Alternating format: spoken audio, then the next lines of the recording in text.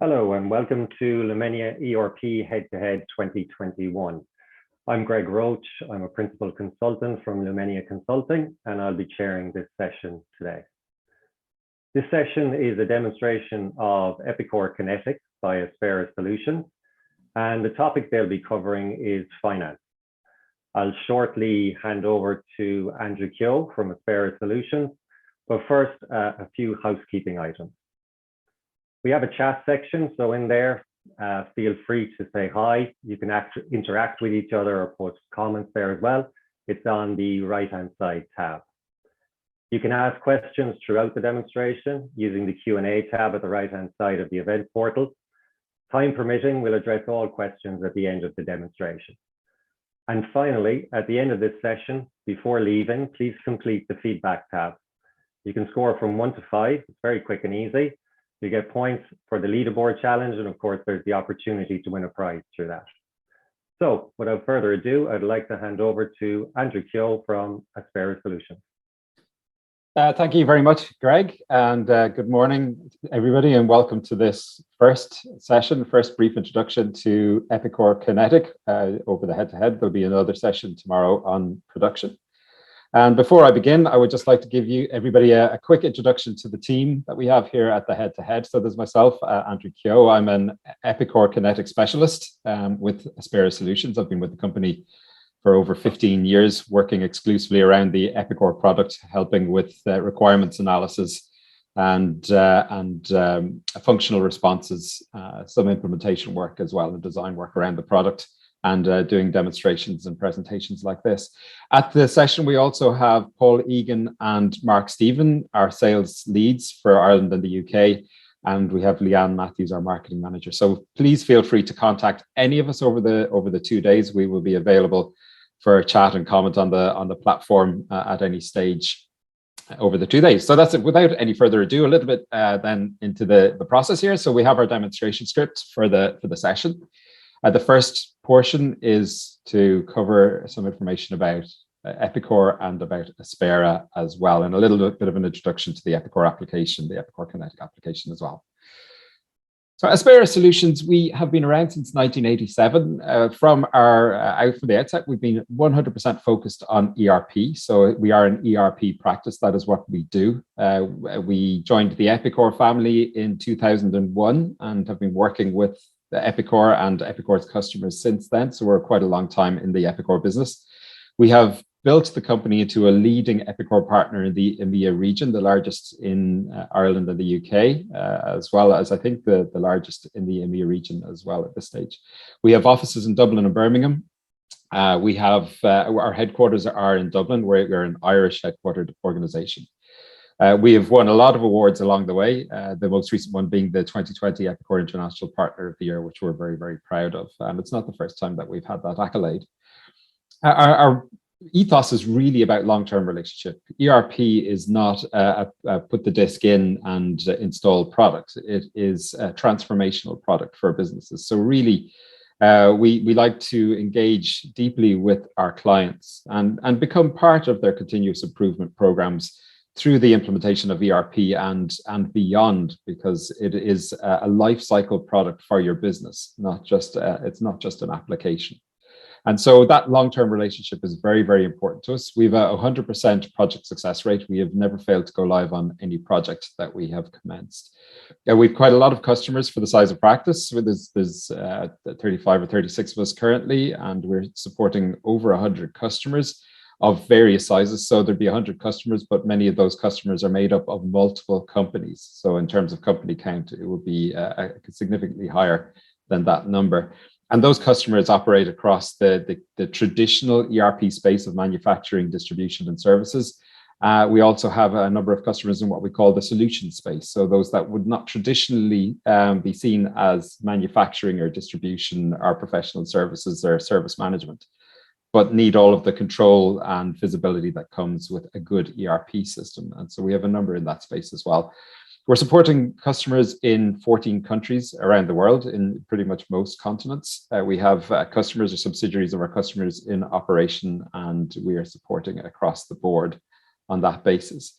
We are supporting customers for on-premise, for public cloud, and for private cloud deployments. And we are the first, and I think still the only certified private cloud deployment company in the channel for Epicor in the EMEA region as well. So something else to be proud of for us. So just a quick look at some of our customers. I'm not going to talk about any of these individually. I'll let you scan through that. And I'll just highlight the fact that in here, we are looking at small to large, all on one application. So our smallest customer has about 5 concurrent users. Our largest customer has many hundreds of concurrent users on Epicor. In here, we're looking at single company, single site deployments operating in one jurisdiction to companies that are global multi-site businesses operating around the world in different languages, different currencies, different statutory requirements, and so on and so forth. Again, in here, we're looking at companies that are in distribution, that are in manufacturing, and in the manufacturing side, there's process, there's discrete, there's make to stock, make to order, engineer to order. There's also servicing companies in here providing field service management and professional services as well. There are public and private bodies within this, so there are government bodies as well as private industry within the map that we're seeing here as well. So look, if anybody wants to talk about the stories behind any of these companies, please come and ask, or any of the other customers that we service. So we're very happy to talk about our customer stories with you as needs be.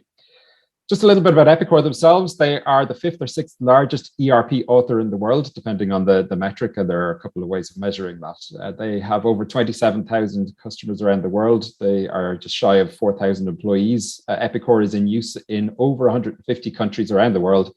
The company is turning over $1 billion per annum. And again, you could see from our customer list in terms of scalability, it's massive, going from quite small customers up to very, very large ones.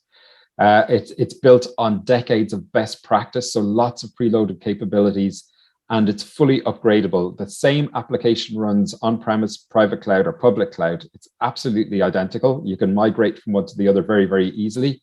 And, you know, if you configure things, if you add reports, if you change screens, add fields, add little bits of logic or business rules into the system, it's fully upgradable because of the technology platform. And we'll talk about that in a little bit more detail in just a second.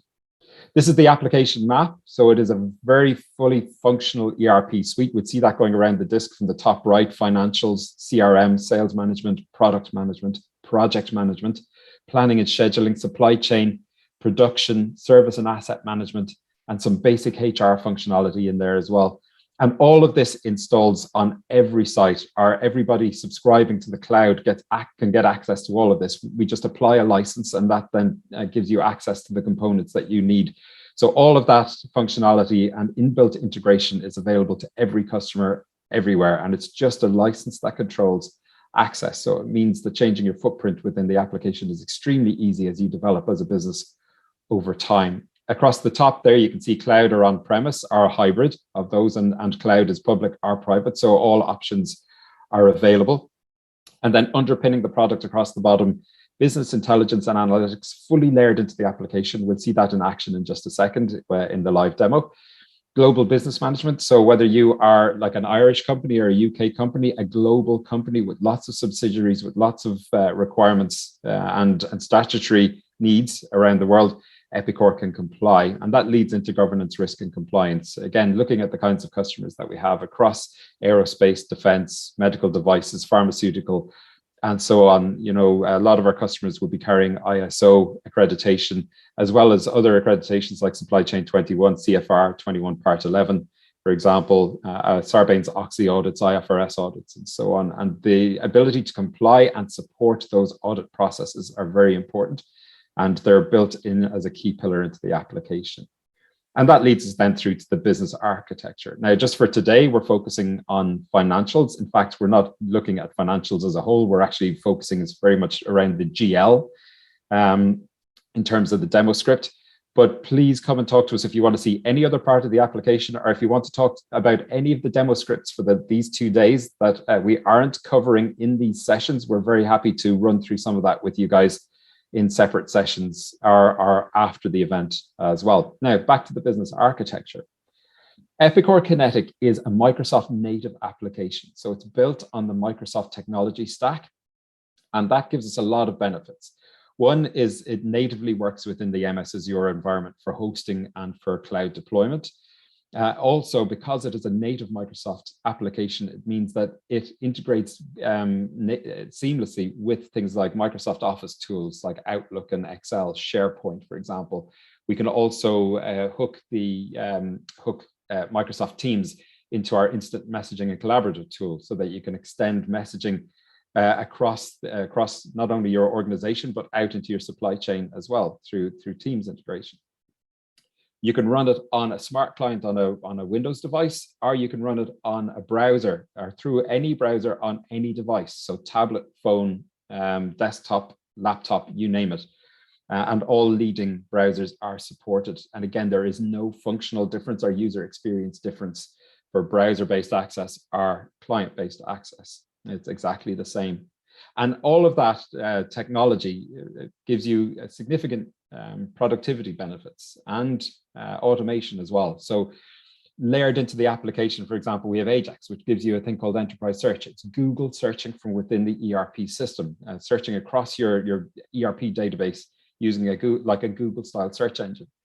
Composite applications. The whole Epicor system is made up of hundreds of little web applications or web services which fully support REST. So it means that you can hook them together outside of the application using RESTful calls. And you can hook Epicor into third-party applications through workflow tools using what we call RESTful APIs. So in terms of agility and integration capability, it is extremely agile and simple to build integrations where they are required. That technology layer also gives you access to things like social enterprise. And I talked about instant messaging, for example. There is a collaborate tool within Epicor, which integrates with Teams as well. And it allows you to subscribe to Epicor records, as well as subscribing to other users and following, becoming members of groups like an R&D group or a sales group or a finance group for posting messages. And those messages can be general stream messages, or that you could actually open up a record like a sales invoice, for example, and do instant messaging associated with that specific record, or choose to follow that record or tag that record as well. That also layers you then into things like the various hubs that are available within Azure. For example, the IoT hub, Epicor can subscribe to that. So if you've got smart devices out on your warehouse or shop floor, you can link to those and get telemetry directly from those. Or if you're putting smart devices out into the field as a business, or selling smart devices that you want to service and you want to monitor those, you can hook those to the IoT hub and link that back into Epicor for generating transactions, as well as for analytics and reviewing the telemetry coming from smart devices. Also, the Azure AI Hub is also employed by Epicor. So Epicor has a virtual agent, Eva, the Epicor virtual agent, a bit like Siri or Alexa, where you can actually talk to Epicor using an Android or an Apple device and ask Epicor about a customer or a supplier, get Epicor to raise a sales order, a purchase order, a quote, check stock, and you can do all of that verbally with Eva. You can also ask Eva questions through the Collaborate instant messaging tool as well. And AI is also applied to the document management engine in Epicor as well for OCR. So the OCR engine for reading in documents like, for example, supplier invoices is self-learning using advanced artificial intelligence. And so that means, look, in terms of Epicor, its penetration across your business. Obviously, your employees can use the application anytime from anywhere through the client, through a browser. There's also analytical tools which can be accessed from within the application or externally. So you can deploy dashboards and KPI widgets to people directly as a URL on their mobile devices. For example, there's also shop floor data collection. There are mobile apps for users that they're able to get when they're not in the office, or even when they are in the office, because they can actually be very intuitive and easy to use. So they're a very user-friendly way of interacting with the system. And the mobile apps will cover things like timesheets and expense sheets, mobile CRM, for example, warehouse and shop floor data collection, etc., as well as Eva, obviously, who I just mentioned a second ago. You can then extend Epicor very easily out as well across the supply chain. So there are tools and apps available to extend Epicor across the supplier and customer chain, as well as portals ready to run out of the box for interacting with customers and suppliers, for confirming orders, to allow suppliers to confirm prices, confirm delivery dates, and so on and so forth, as well as reviewing their accounts. And again, because it's a web and a browser-based application, it's very easy to tailor up a menu structure or tailor up a screen and extend it out to affiliates and third parties. So you might want to be able to access specific records or specific areas of the application as well. So highly extensible as a tool. So that's just to end off on the PowerPoint piece. Let's go into Epicor. I'm now in Epicor, so we should be seeing my homepage with a number of tiles and a number of widgets on screen. Epicor organizes itself into role or function-based homepages. So this is my homepage, and my homepage is quite broad in terms of what it does, because I like to show people lots of parts of Epicor from tiles within my homepage. But I'm just going to give you an example of a couple of other landing pages or homepages, or lobbies, some people call them as well. And so as a super user, I'm able to access other homepages or other people's layouts within the system. So I can just go up here and I'll say change layout. And we'll just take a couple of examples, maybe somebody who might be on the supply chain side within our company, and look at their homepage.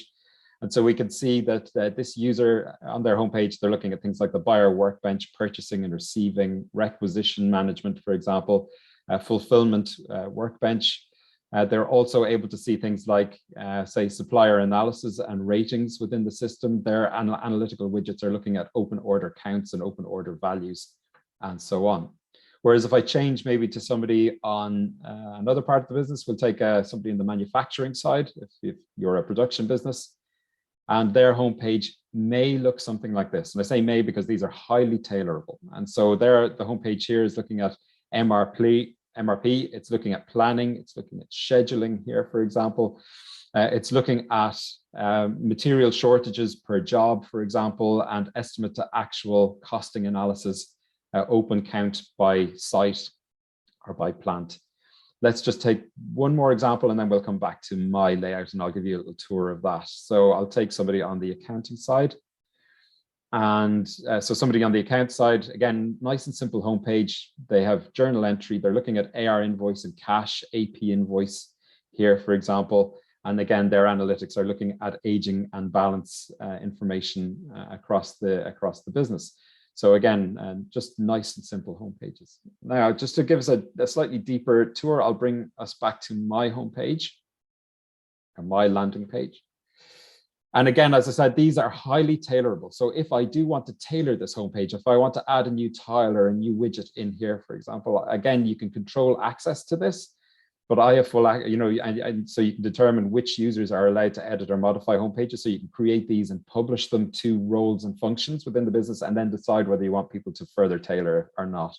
And so if I was tailoring my homepage, I just put it into edit mode, and I can then take the widgets that are there, the tiles that are there, and just move them around the screen very easily to shift them around, and it auto arranges. So if I drop it into a location, if it needs to knock something else out of the way, it will do, and then I can work on that from there. The other thing, if I want to then add something in, like a link to an Epicor application, a grid, like some of the grids that we saw on other profiles, collaborate messaging tiles, the discovery charts, which are the widgets that we see over here to the left, which can be data or can be graphical analysis, IoT to connect to smart devices and machines, local applications and documents. So we are able to point to third-party or external content, and they can be applications or documents, web applications, text, and websites can all be linked through these tiles. I'm just going to do a quick app link, and I'll add, say, I'll add my budget entry. So I want that to be part. And again, I just start typing, and Epicor will filter through its menu system to find the particular menu option that I'm looking for. I can pick that up here. As I said, Epicor is multi-company, multi-site. And so it says, do you want to pick a specific company and hard link this tile to a company and a site record? Or do you want to always use whatever company you're currently logged into or that's in context? So also use the current company that's in context. Do I want an image on my tile? Yes or no? When I'm happy with everything, I just say, okay, and the tile gets added in. I can then drag that around. I can resize it to whatever size I want it to be. And I can see there's a nice slot under the photograph, user photograph up there. So I just drop it into that location. and I can hit save, and that then becomes part of my homepage. And then to log into any of these tiles, it's simple point and click access. So if I picked up order entry, click once on order entry, and it drills me into that part of the application.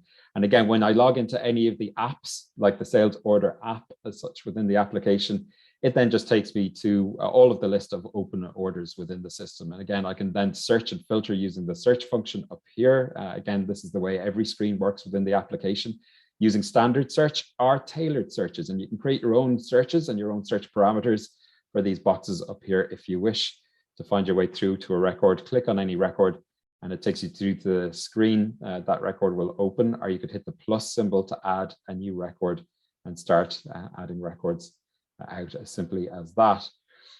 So then just, in terms of the tiles, they can also, as I said, link to third-party and external content. So I've got one that's opening up a website over here, for example. I also have tiles in here that are looking at analytics. And again, just there's a whole suite of these that come out of the box with the system. It's not using a third-party reporting tool. It's fully layered into the application, these widgets that we're seeing here. So it is part of the core Epicor application, and it comes with a whole suite of queries and pre-built widgets out of the box. And so if I'm looking at one here like sales order open count, if I wanted to focus in on a particular part of that graph, I can do that like so, and you hover over any one of those bars and it tells you what that bar represents.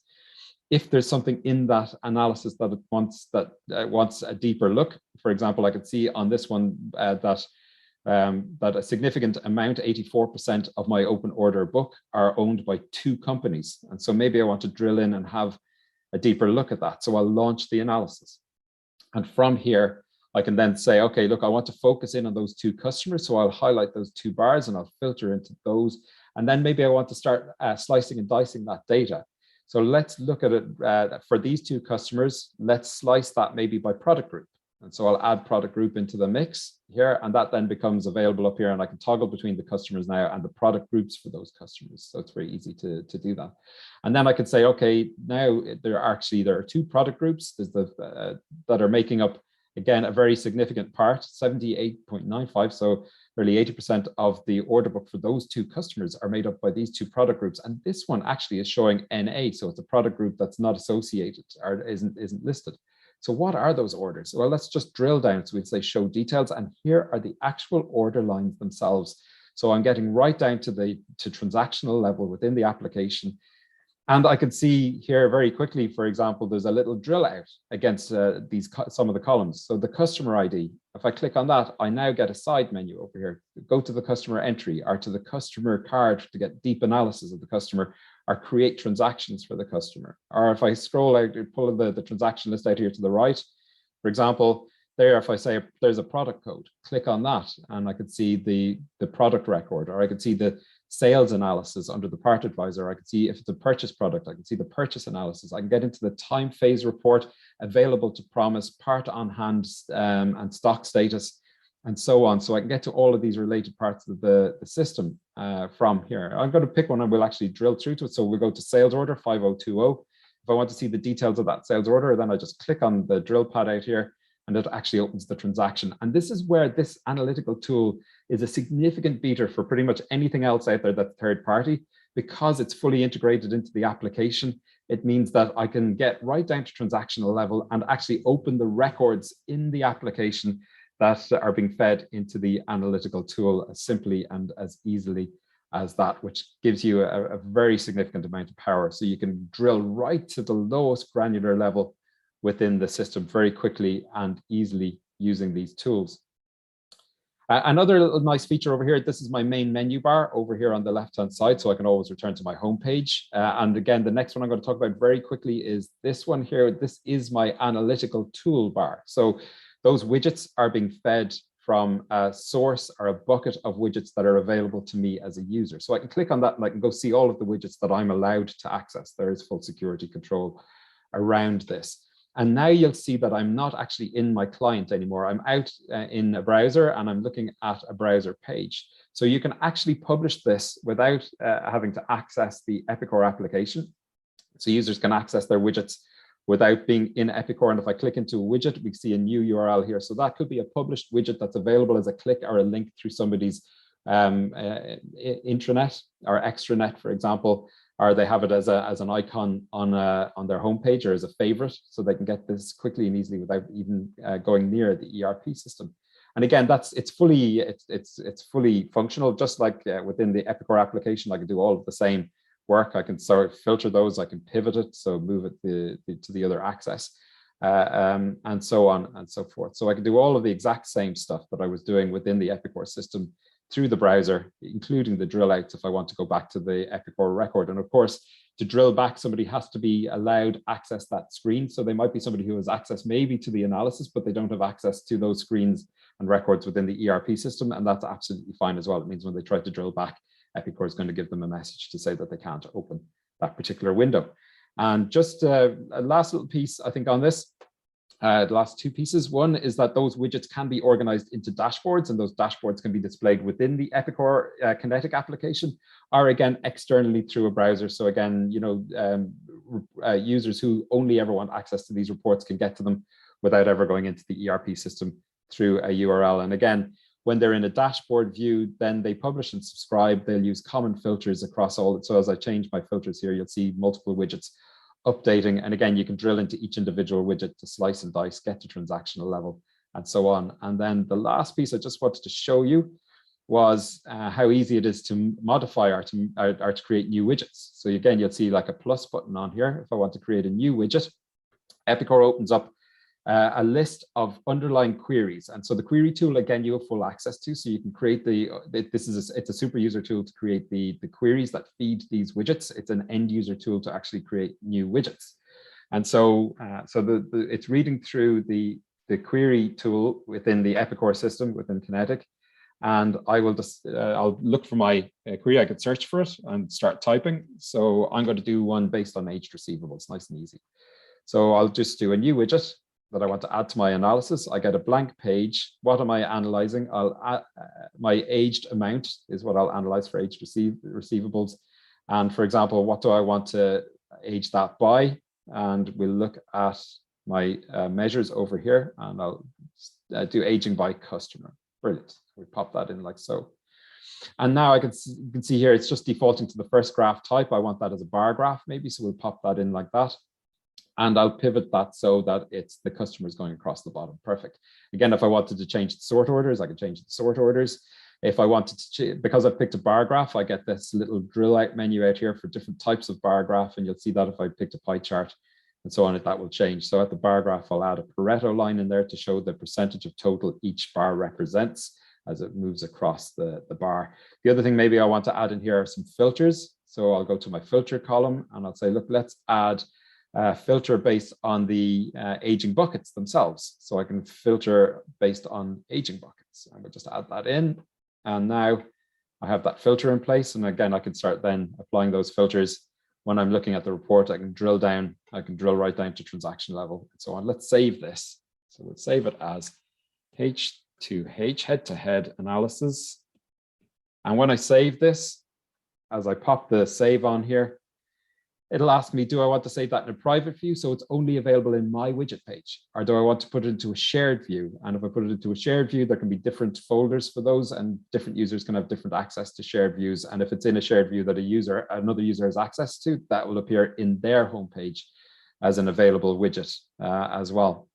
So then just coming back to the homepage here, that would then be available as a widget for me, and I can then deploy that into my Epicor system or run it again from the browser anytime I wish.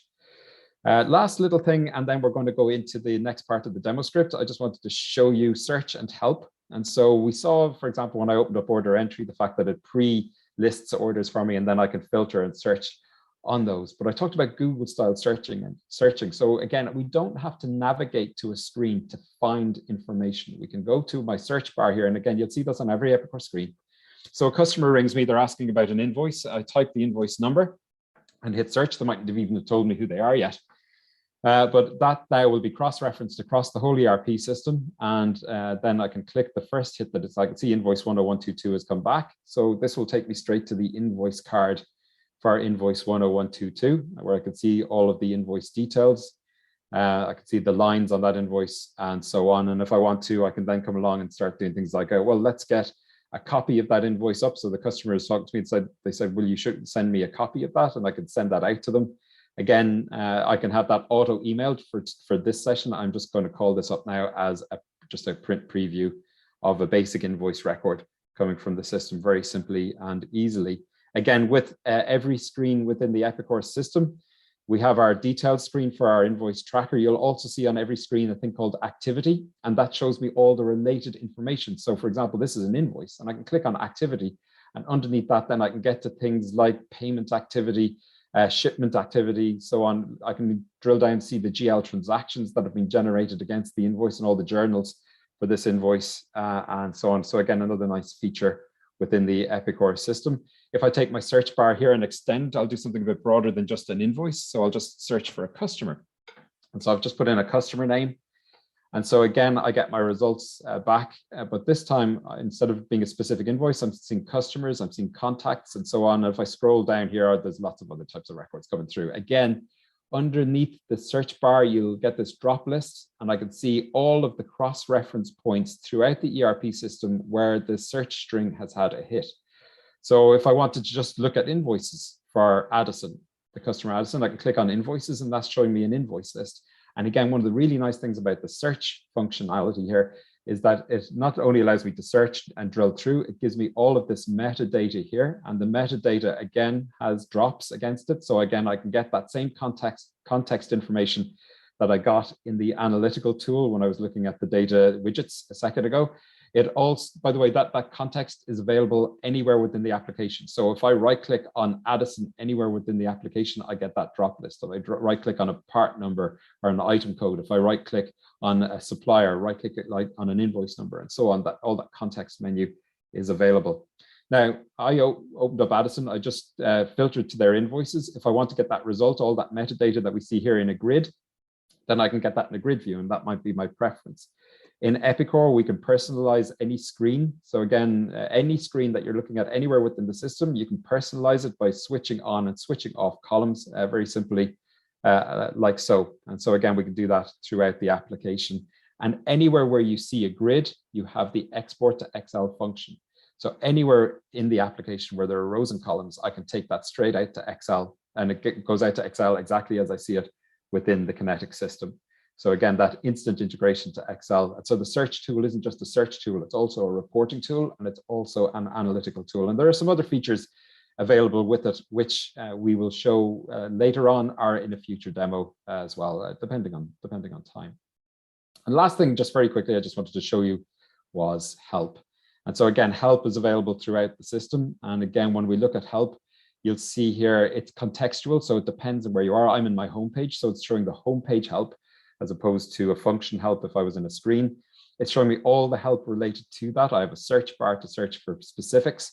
I can filter that into help videos. And again, Epicor has literally hundreds and hundreds of 1 to 3 minute videos helping users through various parts of the system. There are also text and learning and education guides, as well as guided learning. And so guided learning is like step-by-step help. So if I said, look, I want the guided learning to personalize the homepage. And so I can just click on that, and it will start the guided learning process for me. So you can see here, click here to begin. And so that allows you to go through that process, click edit. And so it's giving you a guide as you go through that process. You can add multiple tabs to your homepage, use tabs to, and so on. So it actually guides you step by step through the process within the application. So really good help. So that's and a nice little round introduction. There's quite a lot of additional features which we can talk about. If we get time at the end, we might do a little bit more, but I would doubt that we will. But certainly come and talk to us, and we can demonstrate the additional features as we go. So the next piece then is to go into the next section of the demonstration script. So we want to look at financial management and reporting. So how do we structure the chart of accounts within the application? And then how do we use the reporting tools to drill through and analyze the data that's held in those structures, and then a little bit around cash flow within the application as well. So hopefully, by the way, on unique selling points, I hope that you're seeing some of those already as we go, and we will see more, I think, in this next section. So we're probably not going to do a specific piece on unique selling points. They really are as we go through the demonstration itself. Now, talking about financial management and reporting, how do we structure the chart of accounts? We'll go into the application and look at that in just a second, but I think first a nice way to get a visual representation of that is by diagram. So Epicor, as I said earlier on, is multi-company, multi-site. And so here's an example. And again, you can have unlimited companies, and those companies can be structured in very simple flat ways or in multi-tiered structures as well. And so in this example here, we're seeing a group consolidation company at the top, and that's being fed by 3 operational companies, company A, B, and C. Kinetic operates what we call multiple books as well. So company A has 4 active books within its database. And so what is a book? A book is a unique and distinct set of accounts for that company. Those books can be defined as independent books, in which case they're managed and posted to individually and separately for whatever reason may be. You have to have a main book. Your main book is your key control for your business. And then you can add as many additional books as you wish if you need multiple books.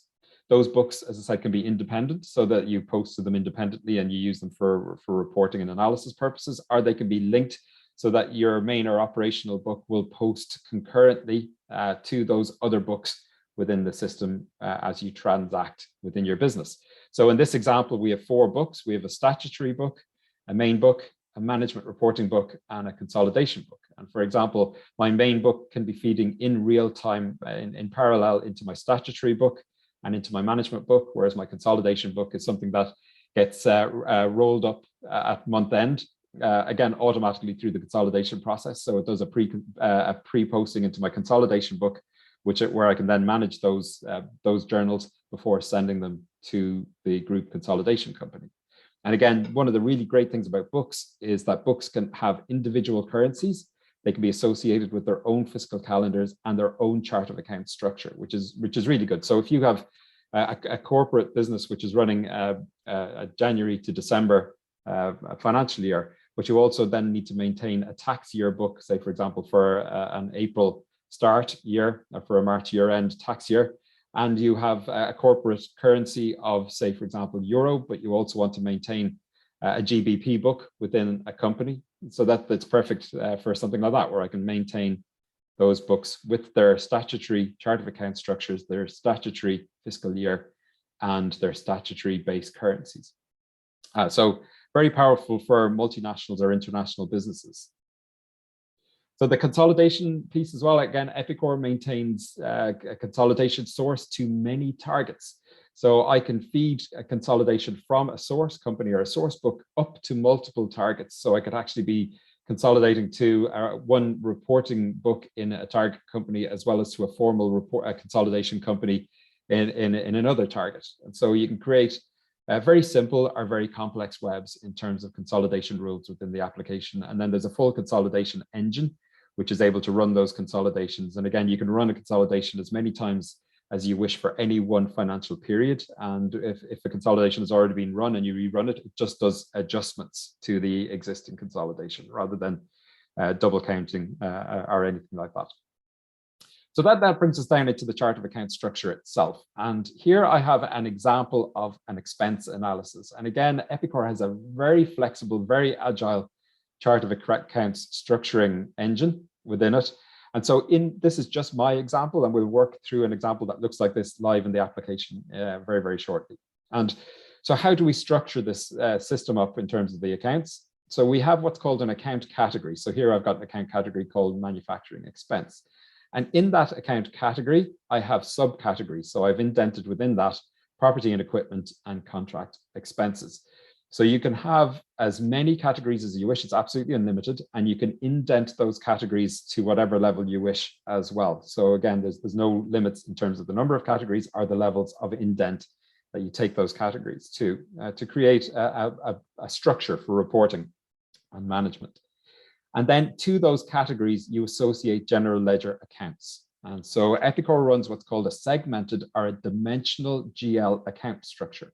And so you'll see here, for example, the one that's circled, 6201-00-00. So I've got 3 dimensions or 3 segments within this chart. I've got the first segment represents the nominal code within the system. The second segment is representing a division. and the third segment is representing a cost center. So I can then post a transaction specifically to a nominal division and cost center combination within the application. And Epicor is able to maintain balances per segment. So there's a GL account balance, but it also maintains a balance for the nominal segment, the divisional segment, and the cost center segment as well. So very powerful from the perspective of slicing and dicing and analyzing the chart of accounts. So then when we're looking at the chart of accounts builder itself, we can see that here, again, this is important. We can define up to 20 account segments in a general ledger account structure. Just because you can doesn't mean you should. So in terms of our customers, our simplest customer, who is a multinational actually, is running a single segment chart of accounts. So we've one like that. And then our most complex, again, is another multinational, and they are running 7 segments within their chart of accounts. And generally, it shouldn't get more complex than that. Again, you can do most of your analysis within the subledger. We only need to start adding segments where we need to get that analysis at a general ledger level. Each segment can be up to 50 characters in length with a maximum GL account string of 200 characters. And we have segments which can be on the fly, our dynamic segments and control segments. So in the structure that we see over here on the left, we can see that my nominal division and department are not dynamic, they are control segments, which means they are mandatory and they are fixed for every transaction. Whereas the additional segments that I got here, GL reference, customer and employee, are dynamic segments. So I can code those on the fly when I'm doing journals, or I can adapt the posting rules so that it's able to resolve the values in those from the underlying documents, transactions, and subledgers as the postings are being generated by the application. And again, there are lookups for those. So for example, customer is being tagged to look up customer ID. So I don't need to manage the list of available or valid segments. Epicor is doing that natively through its database, its relational database. So a lot of power around segments within the system. And then that feeds back into, as I said, we can tell Epicor how to resolve, say, a subledger transaction to pull in a dynamic segment and auto-populate it. And that's done through a thing called posting rules. So Epicor is in use, as I said, in over 150 countries. So it's got these global configurable engines for managing how it posts, how it resolves values, how it resolves the general ledger account string and descriptions and values, how it manages things like currency and currency translation, how it manages rounding, because again, in different jurisdictions, rounding has to be handled differently. And so there's a rounding engine, so it allows us to do some management around that. It also has the multiple book piece. It has a legal engine for legal numbering and to ensure IFRS compliancy, Sarbanes-Oxley compliancy, and so on. And a tax engine again. So it's not a different tax and VAT application for every country that Epicor is in. There is one tax and VAT application and a global tax engine delivered with the application. So again, a highly configurable tax and VAT system. Now there are country-specific functionality packs, like for example, making tax digital in the UK. There's an add-in for that, which installs into the tax engine as a country-specific functionality pack as well. So that piece is covered. And so then let's just close out PowerPoint again and come back into the application. And I'm going to go to one of my tabs in my homepage, Finance, where I set up my chart of accounts. And again, I just have that for the purposes of demonstrating. And so we can see here, I've got 4 chart of accounts structures within my current company. And if I click into my master, this is the one that we saw there just a second ago. So I could see all of these elements, my nominal, my division, my department, which are my control segments, and then the dynamic segments, which I might want to post to as well. I could see whether the chart of accounts is global, multi-company, multi-site. So if it's a global chart of accounts, I only need to maintain it in one company within my group, and any changes that I make or any admin that I do to it will be replicated across the rest of the group. So I don't have to maintain a global chart individually in each company in the group.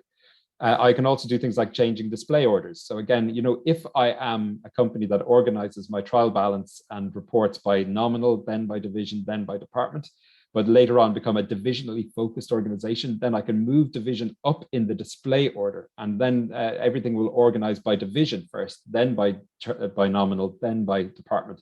And again, there's a function in Epicor for rebuilding balances if you do make those kinds of changes. So you can actually be a little bit agile in your chart. You can also add dynamic segments at any time that you wish. So dynamic segments are not fixed at the time of go live. They are dynamic and are changeable over time. So I've created my chart structure. So the next thing I do is define my segment list. So again, I'll just open up this guy here and we can drill into, these are my nominal codes. So I can see here, I've selected my master chart of accounts. I'm looking at the nominal segment. And if I pick one of those, I'll pick, say, for example, my debtors control account here, and we can click into that segment. So I've got that ability to manage things like the full description, a long description. I can see that it's in the current assets category. If we remember that from a while ago, that it's got a normal balance of debit. We can also see that it's active, so we can deactivate segments and GL accounts and give them effective date ranges as well to make them only available within certain periods of time. We're also able to determine things like, do we maintain summary or detailed balances and transactions in this account? We can look at statistical data. So again, one of the things within the script is, what additional pieces beyond, say, just segments do you have within the chart of accounts? We have the ability to define accounts as statistical, non-statistical, or both in terms of managing financial and statistical postings. And if I make it a statistical account, then I can give it a unit of measure like head count or square meterage or pieces or units and so on as a way of maintaining statistics against postings. And again, we can hold statistical budgets as well as financial budgets against account numbers. We also can do things like enable transaction matching. Is this a matching account where you can then go to a matching screen and match debits and credits against each other and archive them off from a month-end matching perspective. We can look at posting currency transactions. So again, the subledgers are naturally currency maintaining. So I'll have my AR and AP and bank subledgers maintained and revalued in currency, but we can also decide whether we want foreign currency transactions to be stored at the general ledger account level as well. Very good for doing things like foreign currency payroll, for example, or hedging.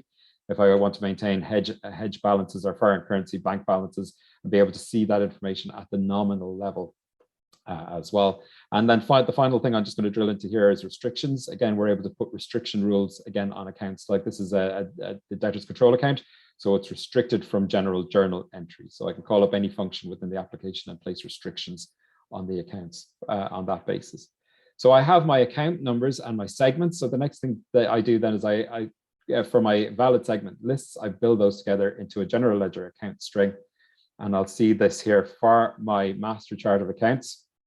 I'll be able to see all of the general ledger accounts in my list here. So just focusing again back on that 1100, I could see that I've got my debtors control account, but I'm also able then to link that debtors control account to different divisions within my business as well, and point that out across different divisions. And so the control account segment groups must exist in here before you're allowed to post to them in Epicor. So that controls valid lists of control segments within the application. And again, you can import all of this data from Excel, for example, or you can generate this data. So there's a generation function on here. So I can generate my chart of accounts saying, include the following segments, exclude the following segments, and then build the list based on those include and exclude lists. And again, that can be run multiple times if you wish to make life nice and simple and easy for you as a user. So that's my GL account and my GL structure built. So the last thing then I just wanted to look very quickly at how you can then add additional references in there. So again, we have our structures. I'm going to open up a general journal entry screen very quickly here. This is a posting group within the system. And then within this group, I have a number of journals down here. And so if I was to pick up a journal, like say my payroll accrual journal, like so, and drill down into that. So let's have a look at the journal. We can see there are no lines in the journal. I'm just going to extend that out. We can see a file attachment. We can attach files to any record anywhere within the system. I can see there's a database, there's a spreadsheet attached to this particular journal within my my posting group. And so if I open up the spreadsheet, so come on Excel and have a look at the content, we will see that this spreadsheet has a journal within it. So it has a set of debits and credits. And if I just take this and we'll just highlight it, watch column F out here, this number 5, just highlight that to you. And I'll just say copy that and we go to GL journal entry within Epicor, I can right click and I can paste insert. So we have the ability to paste transactions into the application. Again, it's all validated. It does exactly the same thing as a user would do if they were typing that in. And one of the things you'll see here is this column statistical amount, a count of 5, and it's a head count. So we've got that statistical piece coming through. We also can click into reference here, and for a journal entry, I could say associate this journal with like accounts receivable, accounts payable, or bank. And if I pick accounts receivable, it'll then let me look up, say, customers, and it'll let me look up, say, customer invoices and credit notes, and associate those with the transaction. If I said accounts payable, you'd just see that then it switches over, and the reference holder now is looking at suppliers. And if I picked up one supplier, then the reference looks up the credit notes and invoices for that supplier. So again, we're able to use that for reporting and analysis within the system as well. Just very quickly, if I was looking at the GL here, you can see my chart, division, and department. Again, if I wanted to code this to a customer, I can come in here and I can search and look up the customer, or I can type their ID in here to code that line to that dynamic segment. So that's just, again, a little bit about all of those additional pieces. So I just want to show you a few examples of reports, and then we'll drill into the cash flow very quickly. And so let's just minimize that out of here. We'll go back to my Epicor homepage. And again, so we have our chart structure. So let's very quickly look at a trial balance report within the Epicor application. So again, Epicor comes with hundreds of what we call formatted standard reports. And so they are delivered through SQL Server reporting services. So I've just opened up trial balance without selecting any criteria. So just show me my quick trial balance. And we can see that in here, organized and sorted by account number. And we can see it's all about the control segments and control segment structures. And again, scrolling all the way to the bottom to get my final piece, year opening balance, period opening balance, debits, credits, and period closing balance. Now, just again, to show you how that we can start pulling in more structure and detail, if I said now sort by category, and this time instead of giving me a PDF, I can take any of these standard reports and ask for them in multiple different formats. So I'll say, give me that same report with the categories in it and sort that by, give that to me in Excel. And I could do that. There's also, by the way, we can put these reports on a scheduler. So there's a scheduling tool which can run the reports automatically at specific intervals. And we can also put in rules for recipients as well. So those reports are generated automatically and sent out to specific recipients. So now I can see I'm getting the exact same report, but this time with my category structures, and I'm getting it in a spreadsheet as well, in a spreadsheet format. So then just coming back from that, I'm going to look at a couple of other report examples within the system. So let's come back and look at what we call trackers. And so there are trackers throughout the application. Here I'm opening up a chart tracker where I can start drilling into my general ledger accounts. And so if I do a quick search on here, I could search by specific segment. I could say just do a search by account or by GL account structure, include inactives, include statistics, include dynamic segments. I'm just going to say simply look for anything in that debtor control list. So we'll do a search across those. And if I pick up, then I want to put, say, a number of accounts into focus. So we'll just take those guys there and we'll just focus those. So now it shows me those accounts, and I'm going to drill down now and look at the movement summary just for those accounts. So across all of the 4 or 5 accounts that I selected, here are my periods, and I can see the debits and credits for each period, the opening and closing balances, the budget information, and so on and so forth. If I wanted to drill to a specific account, like we'll take my main debtors control, and I'll click into that one. And now it's showing me just that one account 1100-00-00. And again, if I want to take any period in that, like period 10, I'd say, let's drill to the transactions that sit behind that. Then I can see the transactions sitting in here, and I can see there's a cash receipt, there's an invoice. And if I wanted to get right to the document level, say we'll take the invoice, I can right click. So if you remember, I talked about, again, the context and lookup menus, and I can go to the invoice tracker and get to the invoice. So I can go right from the balance down to detail, down to transactions, get right to the source document for any one of those transactions. And again, in the source document, we saw this earlier on, I can take that invoice, click into the activity, and actually look at the GL transactions that were generated from that source document. So again, you've got that full drill down, drill up, and drill across. Okay, so then the last thing is just to look at a favorite reporting tool within the application. We have a tool called Fast Close, which is a very powerful reporting tool. And if I just open, again, there are, by the way, multiple reporting tools. I'm just showing you this one. And this was built as a financial reporting tool and is eventually extended out to be a general reporting tool. And so I open it up, and the first thing it says is, what do you want to run? And again, I have modules like general ledger, AR, AP, but you can see sales order, projects, inventory, manufacturing, fixed assets, and banking, and so on.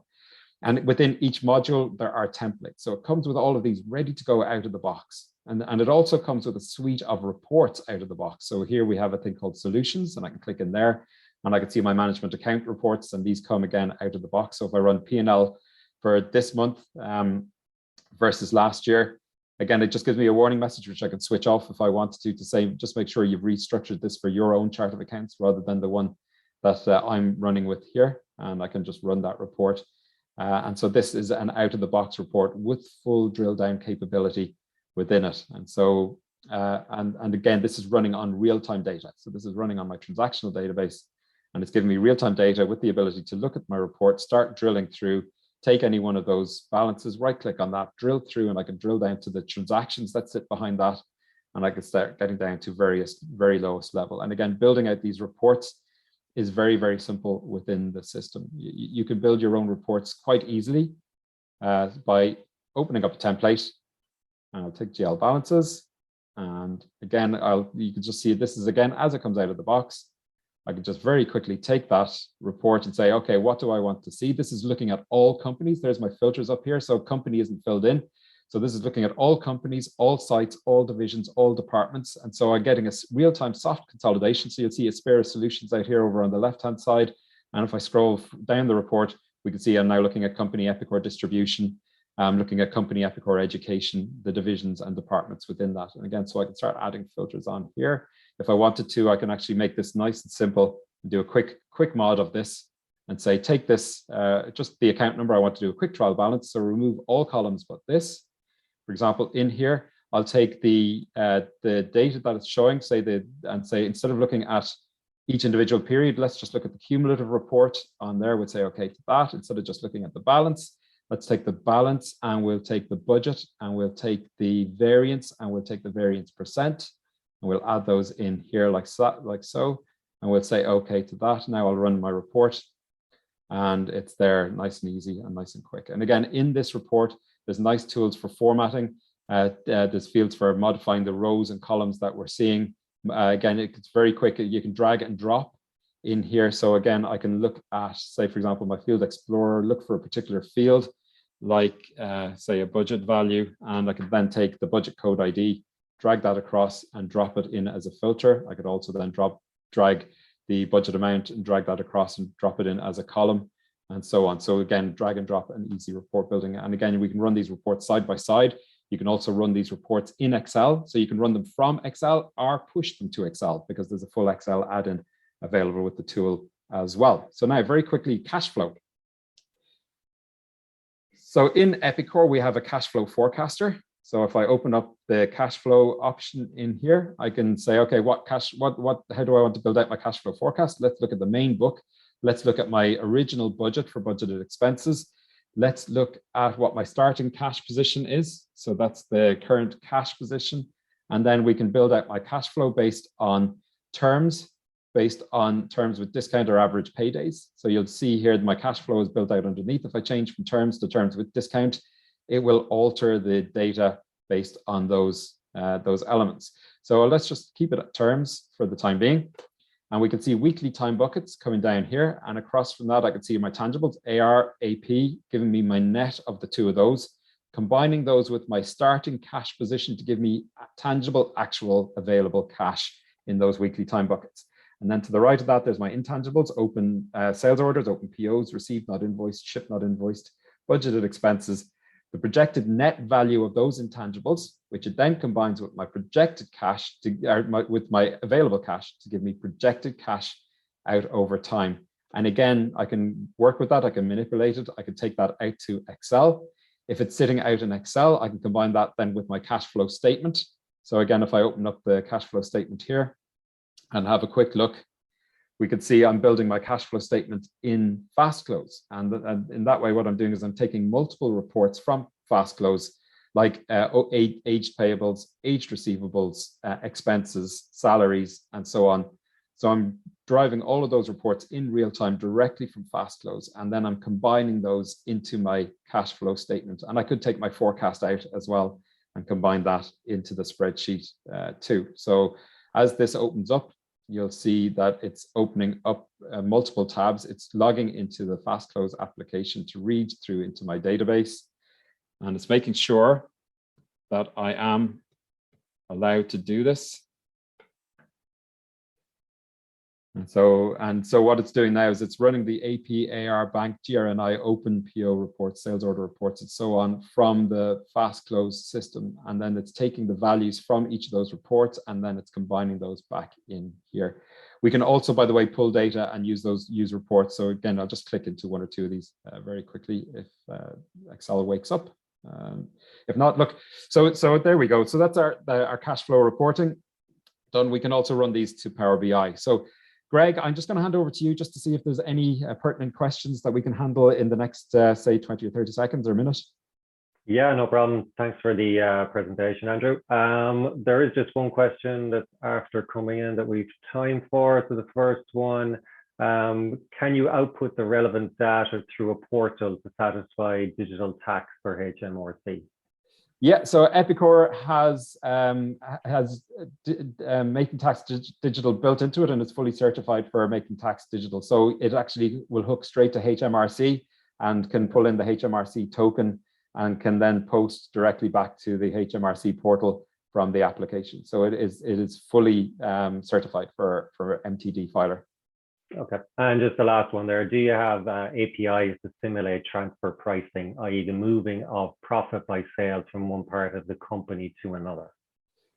Yes, so again, in terms of consolidation in a group environment, it handles all of the intercompany trading and eliminations piece for that. And again, there's a thing called an advanced allocations engine, which allows you to actually generate journals and postings as well based on rules and queries that you can configure within the system, again, to support those kinds of requirements.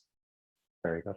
All right, perfect. Andrew, thank you very much for that. We're running just slightly over time, so just want to remind people, don't forget the feedback tab. That's very important because the scores are used to calculate the best vendor at this year's event. The next session starts at 11:45, so please remember to arrive a few minutes early, and just like to thank everyone for attending the session. Thank you all very much.